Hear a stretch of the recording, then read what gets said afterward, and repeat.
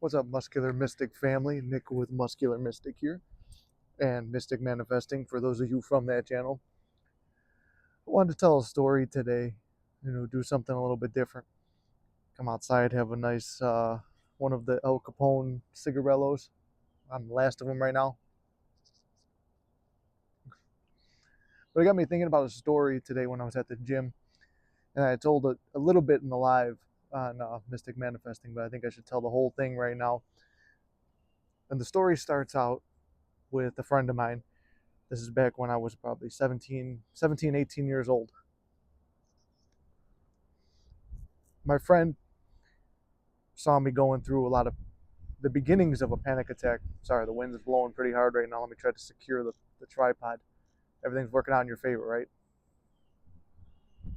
Hang in there. I got my feet on two of the parts of the tripod. Anyway, I was starting to go through panic attacks and stuff, and I had a friend of mine come in the back room of the gym. It was like a storage closet, washer and dryer room, and we ate our lunches back there with a mini fridge and a little shitty microwave. So he came by and he told me, he's like, "Hey, you good?" I'm like, "I don't know." I'm like, I'm anxious. I'm this. I'm that. I didn't know what a panic attack was or anxiety attack or anything. And he's like, I told him about what I was going through. I'm stressed out. Like I was gonna have to leave the gym soon to go to the trades. In the long run, it was a good move, I guess.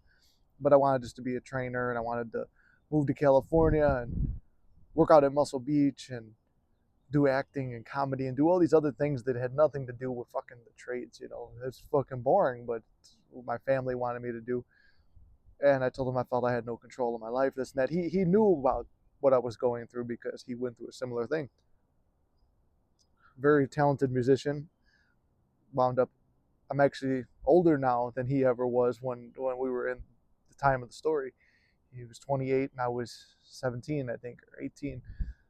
And he told me, he's like, press your tongue to the roof of your mouth, breathe in for 4 seconds, hold it for 4 seconds, and let go for 4 seconds. And this actually wound up becoming a very good technique that I still use with clients for anxiety and manifestation and meditation. It's a really good meditating exercise.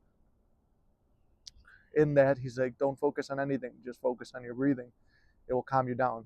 And he said he learned that when he was going through anxiety and panic attacks. At the time, they had him on medications. I'm not entirely sure which kind of, they were like the antidepressants and stuff. He didn't want to be on them, but every morning he was unemployed. He was taking these antidepressants, and then he'd wake up and he'd drink, wash it down with a beer, and then smoke weed, and then go try to write music. And eventually, time goes on, and he overdosed on it, and he should have been dead, he said. And he told me, it's like, I always wondered why I didn't die. He's like, what was the point? And he's like, maybe one day I'm supposed to help somebody or something. And he's still alive today, so there's probably more people, and maybe through this, it's helping even more people. But he told me maybe my purpose was just to help someone, and he wound up helping me in that moment. And I don't know if he ever realized how important it was to me. I mean, I still use it to this day when I go through stuff. I use it to help other people. It was very valuable, and he probably learned. I mean, I know he learned it from someone else. They taught it to him when I think it was like a therapist or whatever he was seeing told it to him, and it's a very helpful technique. Fast forward a couple more years, I had the stuff under control a little bit, but I was having these panic attacks. And you guys know Race Car Randall. I met Race Car Randall when I was working at a hotel, super miserable, super stressed out. And that's when I really had the panic attacks, like the Tony Soprano kind, seeing stars, everything spinning, passing out like in hallways. Like I didn't fully ever pass out, but I've had times where I was like on the wall, like sliding down the wall. I remember Race Car Randall getting off the freight car, seeing me, he's like, "You good?" And I'm like, "Yeah. I don't know what's going on."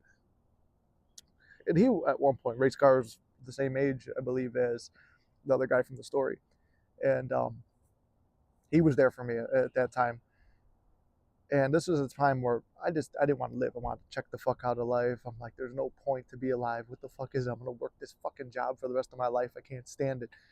There was no way out. Everything's hopeless, and I felt horrible. I didn't know what to do. But again, I would go back to that breathing technique. So long story short, stuff that friend learned and wondered why he should have been dead was actually something that helped me. There were times when I'm like, why didn't I, check the fuck out of life when I wanted to? Why didn't I, use that the idea I had of pretending to fall on the train tracks while you're waiting for the train, or do any of the other methods I thought about. I'm like, maybe my purpose is to help someone. And I wound up helping someone, and a lot of people actually, through the channel. And through that, people got caught attention of Mystic Manifesting because I talked about being left 5 times and still manifesting that relationship back, and then the relationship changing, and this woman doing a 180. And then from there, I talked about manifesting money in my place to live, where I had no options and I still had a place to live, and a dream job, like not perfect or anything, but like easier than it was. Success online, all these things that at one point I would have thought were impossible, but if I didn't suffer first, I wouldn't have learned everything. And it was through my suffering that I had learned. We learn when we suffer, because it's like, okay, this painful thing shows me what to avoid and what to look for. It's like going through a maze, but if you make a wrong turn on the maze, you're like the rats that go through the little mazes or whatever, and then the rat steps on the wrong thing and he gets shocked, so it teaches you which way to go. Well, maybe I'm the rat who made it to the end of the maze or further in the maze than you, and I could tell you which corners to avoid so that you don't make the same mistake, and you could get shocked a lot less times than me. Doesn't mean you won't get shocked in the metaphor of life, but you could avoid it a whole lot more than me. And if me going through that avoids somebody avoiding at least one shock, then I feel that it was all worth it. And that's something I was thinking about a lot today. Does my does the end justify the mean? The end that I was able to help people justify the means of the suffering I went through? And I'd say yeah. And sometimes, even like the one live I did for Mystic Manifesting 2 weeks ago, and I thought it was kind of stupid, rambly, and bullshit, and felt like garbage. I thought I could have done a lot better with it. Even after that, I still said some affirmations that, hey, maybe it helped at least one person, and it helped my barber. He told me, he goes, bro, you always know exactly what to say. And it turned out to be something that he needed to hear. So whenever you're feeling like there's no point to life, or you feel hopeless and feel like things aren't working out, just remember, you're going to find a way out of it. Other people have figured the way out of it before, and the unique lessons that you learn on that are going to be able to save and help somebody else going through the same thing later. And that's why I try to always talk about whatever situation I can, and reveal my weaknesses, my strengths, and where I've succeeded and where I've failed at, because I know it can help someone else, and you're going to be able to do the same thing. So don't ever regret it. Don't ever feel bad that you're going through something.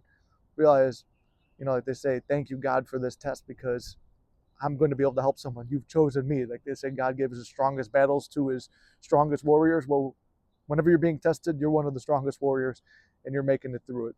So with that, I love you guys very much. Remember, keep your heads up. You can't fuck this up, and everything's working out in your favor. I love you very much, and I'll see you in the next one.